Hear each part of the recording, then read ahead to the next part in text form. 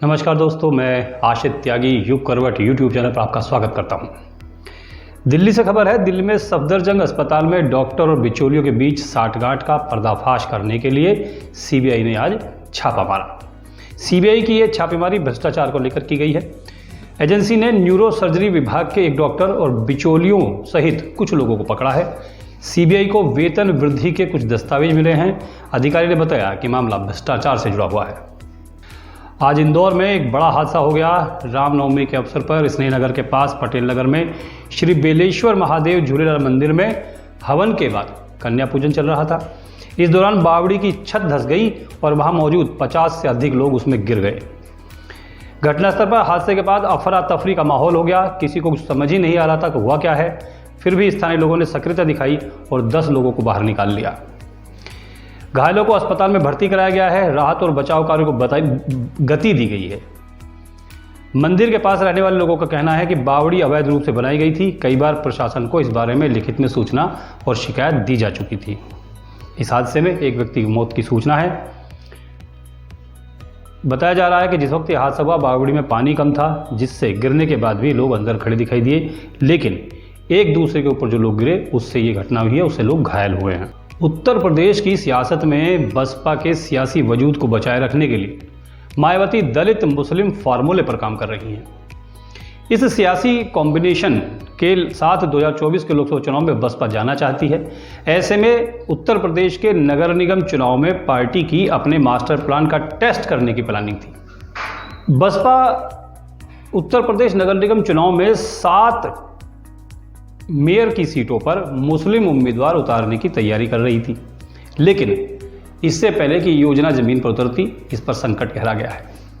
दरअसल बसपा ने माफिया अतीक अहमद की पत्नी शाइस्ता परवीन को प्रयागराज के नगर निगम सीट से मेयर पद का चुनाव लड़ाने की तैयारी कर ली थी। अब बसपा के सुर बदलने लगे हैं। उमेश पाल अपहरण कांड में बाहुबली अतीक अहमद को उम्र कैद की सजा सुनाई गई है। उमेश पाल हत्याकांड में शाइस्ता परवीन मुख्य आरोपी बनाई गई हैं। पुलिस शाइस्ता की तलाश कर रही है। ऐसे में बसपा ने मन बना लिया है कि अब अतीक की पत्नी शाइस्ता परवीन की जगह प्रयागराज से मेयर पद का उम्मीदवार किसी और चेहरे को बनाया जाए। उमेश पाल हत्याकांड से करीब 2 महीने पहले ही शाइस्ता परवीन बसपा में शामिल हुई थी।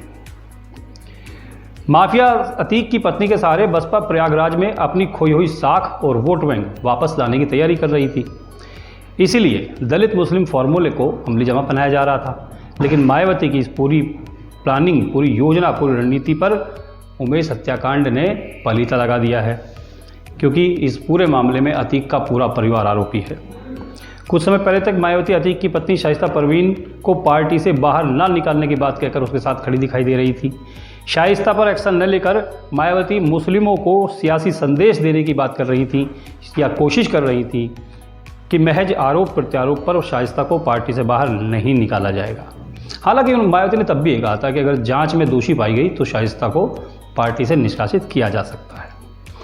नगर निगम चुनाव को सुप्रीम कोर्ट की हरी झंडी मिल चुकी है। कैबिनेट से मंजूरी के बाद बसपा अपना फैसला प्रयागराज पर बदल रही है। आरक्षण की स्थिति स्पष्ट होने के बाद प्रयागराज सीट पर किसी अन्य व्यक्ति को उम्मीदवार बसपा बनाने की तैयारी कर रही है। दरअसल एक और परेशानी बसपा के सामने है कि अगर शाइस्ता परवीन को ही नगर निगम चुनाव का प्रयागराज से मेयर का चुनाव लड़ा जाए तो चुनाव लड़ेगा कौन? पूरा का पूरा परिवार या तो जेल में है या फरार है। शाइस्ता खुद फरार है। लेकिन ये भी एक परेशानी है कि प्रयागराज में शाइस्ता परवीन के कद के हिसाब से बसपा को उम्मीदवार मिलना थोड़ा मुश्किल है। बसपा दलित मुस्लिम फार्मूले के से 2017 के नगर निगम चुनाव में अपने 2 मेयर जितवाने में कामयाब हुई थी, जबकि समाजवादी पार्टी का खाता भी नहीं खुला था। अलीगढ़ में मेयर का चुनाव बसपा के टिकट पर फुरकान अहमद जीते थे और मेरठ में योगेश वर्मा की पत्नी सुनीता वर्मा जीती थी। सुनीता वर्मा की जीत में बसपा नेता याकूब कुरैशी की बड़ी भूमिका बताई जाती थी। बसपा सहारनपुर झांसी के मेयर पद का चुनाव बहुत मामूली अंतर से हारी थी। सहारनपुर में मेयर का चुनाव बसपा प्रत्याशी 2000 वोटों से हारे थे। आगरा में बसपा नंबर 2 पर रही थी। आगरा में दलितों की आबादी करीब 3 से 3.5 लाख है, जबकि मुस्लिम वोटर 1.5 लाख के करीब हैं। ऐसे में अगर बसपा हारती नजर आती है तो मुस्लिम वोट एकजुट हो सकता है। गोरखपुर, प्रयागराज, लखनऊ, कानपुर, फिरोजाबाद, मुरादाबाद, जैसे नगर निगम भी ऐसे हैं जहां मायावती दलित मुस्लिम फॉर्मूला लागू करके अपनी पार्टी को जीत दिलाने की कोशिश कर सकती हैं। पश्चिम यूपी का मुस्लिम चेहरा इमरान मसूद को बसपा में लिया गया और फिर उनकी पत्नी साइमा मसूद को सहारनपुर से मेयर का प्रत्याशी बनाने की बात हुई है। प्रयागराज से अतीक की पत्नी शाइस्ता को बसपा प्रत्याशी बनाना चाह रही थी, लेकिन वो खेल अब खत्म होने वाला है। मेरठ में पूर्व सांसद शाहिद अखलाक के छोटे भाई राशिद अखलाक बसपा के टिकट पर मेयर का चुनाव लड़ने की तैयारी कर रहे हैं। लेकिन जो एक खेल था दलित मुस्लिम चुनाव के जरिए नगर निगम क्षेत्र मतलब शहरी क्षेत्र में बसपा अपनी पैठ बनाने का जो प्रयास कर रही थी उसको फिलहाल झटका लग गया है। पर्यावरण की दृष्टि से बहुत बुरी खबर है और हम सबको चिंता में डालने वाली खबर है। केंद्र सरकार ने संसद में एक रिपोर्ट पेश की है जो बहुत डरावनी है। इसमें बताया गया है कि हिमालय के ग्लेशियर अलग अलग दर से तेजी से पिघल रहे हैं। साथ ही ये भी माना कि जलवायु परिवर्तन की वजह से हिमालय की नदियां किसी भी समय प्राकृतिक आपदाएं ला सकती हैं, यानी कि कश्मीर से लेकर उत्तर पूर्वी राज्यों तक कभी भी प्राकृतिक आपदा आ सकती है। सरकार की तरफ से दी गई रिपोर्ट में संसद की स्टैंडिंग कमेटी जांच पड़ताल कर रही थी। वे देख रही थी कि देश में ग्लेशियरों का प्रबंधन कैसे हो रहा है, अचानक से बाढ़ लाने वाली ग्लेशियर लेक आउटबर्ड्स की क्या तैयारी है, खासतौर से हिमालय के इलाकों में। हिमालय के ऊंचे पहाड़ों के आसपास मौजूद ग्लेशियर तेजी से पिघल रहे हैं, ये इस रिपोर्ट में बताया गया है। जल संसाधन, नदी विकास और गंगा संरक्षण मंत्रालय ने बताया कि जियोलॉजिकल सर्वे ऑफ इंडिया ग्लेशियरों के पिघलने की स्टडी कर रही है। लगातार ग्लेशियरों पर नज़र रखी जा रही है। 9 बड़े ग्लेशियरों का अध्ययन हो रहा है, जबकि 76 ग्लेशियरों के घटने या बढ़ने पर नज़र रखी जा रही है। ये भी बताया गया है कि अलग अलग इलाकों में ग्लेशियर तेजी से या तो पिघल रहे हैं या सिकुड़ रहे हैं। कुमाऊं के ऊपरी इलाकों में ग्लेशियरों के आसपास 70 झीलें बनी। ये लाहौल स्पीति में स्थित बड़ा शिगड़ी ग्लेशियर, उसके बाद छोटा शिगड़ी ग्लेशियर दोनों तेजी से पिघल रहे हैं। सरकार की इस रिपोर्ट पे पर्यावरणविद बहुत परेशान हैं। सरकार मान रही है कि ग्लेशियरों के पिघलने से नदियों के बहाव में अंतर आएगा, साथ ही कई तरह की आपदाएं आएंगी, जैसे glacier lake outbursts flood, glacier avalanche, हिमस्खलन आदि। जिस तरह से केदारनाथ और चमोली में एक बार पहले भी आपदा आ चुकी है। हिमालय के कई बड़े ग्लेशियर 40% तक अपना हिस्सा खो चुके हैं। यहाँ एक और परेशानी है कि देश के जो पड़ोसी देश हमारे हैं उनके ग्लेशियरों की कोई जानकारी हमें नहीं है, न ऐसा कोई सिस्टम है कि इस तरह की जानकारी ली जा सके, न कोई समझौता है कि आसपास के देशों के ग्लेशियरों का डेटा मिल सके, बड़े पैमाने पर मॉडलिंग स्टडी की जाए, ऐसी भी कोई व्यवस्था नहीं है। इसलिए ये माना जा रहा है कि भारत, पाकिस्तान और चीन को चाहिए कि वो ग्लेशियरों को लेकर आपस में डेटा साझा करें ताकि किसी भी परेशानी से बचा जा सके। कोल्ड डेज, कोल्ड नाइट्स की गणना में जम्मू कश्मीर और हिमाचल प्रदेश में 16 स्टेशन लगाए गए हैं। लगातार गर्म दिन बढ़ रहे हैं, ठंडे दिन कम होते जा रहे हैं। पिछले 30 वर्षों में ठंडे दिनों में 6% तक की कमी आई है। यहाँ भी बताया गया है, यह भी बताया गया है कि गोमुख ग्लेशियर भी 2.25 किलोमीटर पीछे खिसक चुका है। ये बता रहे हैं, रिपोर्ट बताती है कि साल 2050 तक 170 से 240 करोड़ शहरी लोगों को पानी मिलना बंद हो जाएगा। ये एक बहुत चिंता की विषय है, इस पर अंतर्राष्ट्रीय स्तर पर भी चिंता व्यक्त की गई है। ये था खबरों का पोस्टमार्टम। अब बुलेटिन। मुख्यमंत्री योगी आदित्यनाथ ने गोरखपुर मंदिर में रामनवमी का पूजन किया। उन्होंने कन्याओं के पैर पखारे, उनकी पूजा की, दक्षिणा और उपहार देकर आशीर्वाद लिया। इसके बाद जनता दरबार में सैकड़ों लोगों की समस्याएं भी सुनी। मुख्यमंत्री और गोरक्ष पीठाधीश्वर योगी आदित्यनाथ ने चैत्र नवरात्र की नवमी तिथि पर गोरक्ष पीठ की परंपरा के अनुसार कन्या पूजन किया।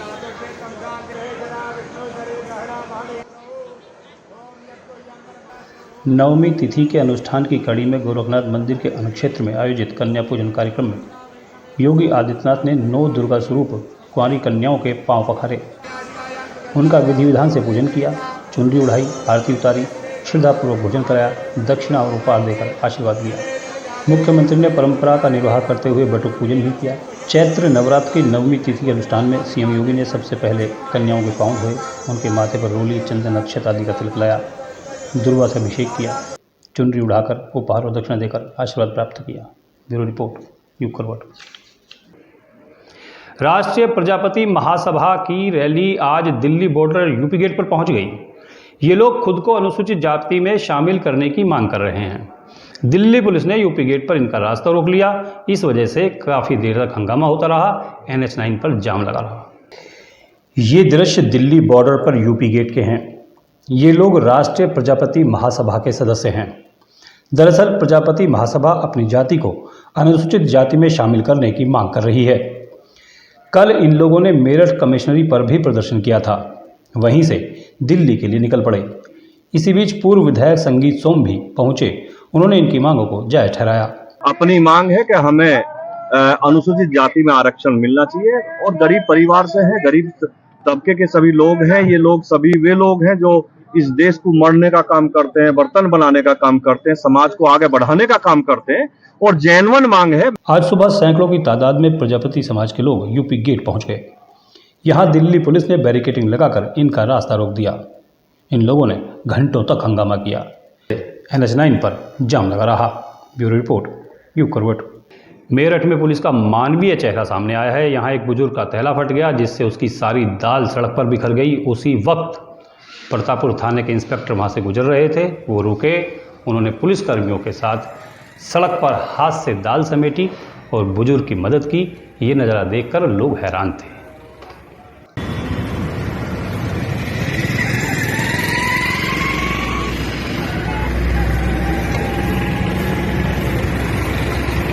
साहिबाबाद थाना पुलिस को सूचना मिली थी कि 3 लोग बाइक पर सवार हैं जो संदिग्ध हैं। पुलिस ने चेकिंग अभियान चलाया। नागद्वार के पास पुलिस की उन लोगों से मुठभेड़ हो गई। इसमें एक आरोपी अकील को गोली लगी है। फरहीन गिरफ्तार किया गया है। तीसरा फरार हो गया है।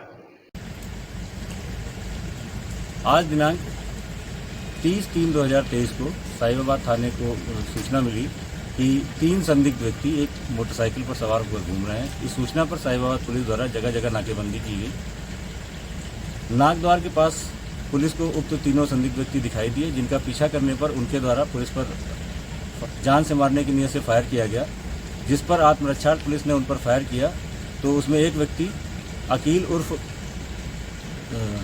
राजू के बाएं पैर में गोली लगी, जिसको तत्काल प्राथमिक उपचार के लिए अस्पताल भिजवा दिया गया तथा उसका दूसरा साथी फरहीन भी मौके से गिरफ्तार हो गया तथा उसका तीसरा साथी मौके से फरार हो गया है। उक्त तीनों व्यक्ति हमारे साहिबाबाद थाने की 2 मुकदमों में वांछित हैं तथा इनका अन्य आपराधिक इतिहास तलाशा जा रहा है। रामनवमी के अवसर पर दिल्ली गेट स्थित श्री बाला सुंदरी चतुर्भुज देवी मंदिर में समारोह का आयोजन किया गया, जिसमें शहर विधायक अतुल गर्ग शामिल हुए। मंदिर समिति ने उनका स्वागत किया। दिल्ली गेट स्थित श्री बाला सुंदरी चतुर्भुजी देवी मंदिर में रामनवमी के दिन शहर विधायक अतुल गर्ग पहुंचे। देवी मंदिर में जिला प्रशासन द्वारा दुर्गा सप्तशती पाठ के उपरांत माता की चौकी का आयोजन कराया गया। नवमी पर मंदिर में कन्या पूजन का आयोजन भी किया गया, जिसमें विधायक अतुल गर्ग ने कन्या पूजन किया और मंदिर में भी पूजा की। मंदिर प्रशासन की ओर से विधायक अतुल गर्ग को मां की चुनरी उड़ाकर स्वागत किया गया। इस अवसर पर ADM सिटी विपिन कुमार, विधायक प्रतिनिधि राजेंद्र मित्तल मेहंदीवाले, भाजपा नेता Pradeep Chauhan, Navneet Gupta, deputy chief warden Anil Agarwal, SR सुधार, पवन गुप्ता, महंत विजयगिरी, नीरज गोयल आदि मौजूद रहे। ब्यूरो रिपोर्ट, यूप करवट। गाजियाबाद के प्रसिद्ध श्री दुधेश्वर नाथ मंदिर में भी रामनवमी महोत्सव मनाया गया। यहाँ सुबह हवन हुआ, दोपहर में भंडारे का आयोजन किया गया। इस दौरान अनेक लोगों ने प्रसाद ग्रहण किया। सारा आयोजन महंत नारायण गिरी की देखरेख में आयोजित किया गया।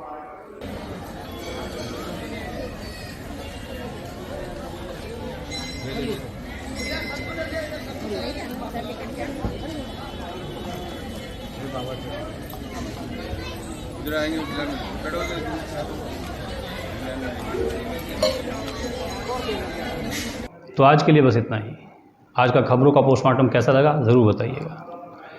गाजियाबाद और आसपास की खबरों को देखने के लिए देखते रहिए यूप करवट और विस्तृत रूप से जानकारी लेने के लिए पढ़िए यूप करवट समाचार पत्र। यूप करवट यूट्यूब चैनल को सब्सक्राइब करें, लाइक करें, वीडियो को शेयर करें, कमेंट ज़रूर करें। आपके कमेंट हमारे लिए बहुत महत्वपूर्ण है। नमस्कार।